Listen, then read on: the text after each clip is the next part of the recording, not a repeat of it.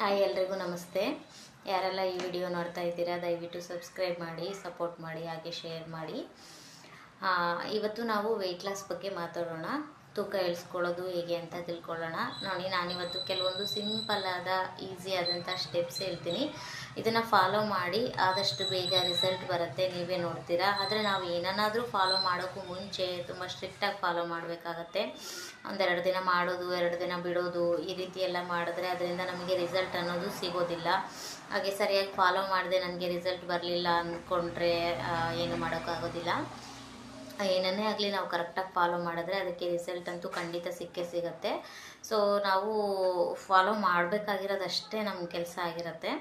ನೋಡಿ, ಮೊದಲನೇದು, ನಾವು ತೂಕ ಇಳಿಸ್ಕೋಬೇಕಂದ್ರೆ, ನಾವು ವೆಯ್ಟ್ ಲಾಸ್ ಮಾಡ್ಕೋಬೇಕಾಗಿದ್ರೆ ಅಂದರೆ ನಾವು ತುಂಬ ದುಡ್ಡು ಖರ್ಚು ಮಾಡಬೇಕಾಗಿಲ್ಲ. ಹಾಗೆ ಗಂಟೆಗಟ್ಟಲೆ ನಾವು ವರ್ಕೌಟ್ ಮಾಡಬೇಕಾಗಿಲ್ಲ, ಉಪವಾಸ ಮಾಡಬೇಕಾಗಿಲ್ಲ. ನಾವು ಇದಕ್ಕೆ ಬೇಕಾಗಿರೋದು ಸ್ಮಾರ್ಟ್ನೆಸ್. ನಾವು ಸ್ಮಾರ್ಟಾಗಿ ಕೆಲವೊಂದು ಈಸಿಯಾದ ಸ್ಟೆಪ್ಸ್ಗಳನ್ನು ಫಾಲೋ ಮಾಡಿದ್ರೆ ಸಾಕು, ನಮ್ಮ ತೂಕ ಆಟೋಮೆಟಿಕ್ಕಾಗಿ ಕಮ್ಮಿ ಆಗುತ್ತೆ.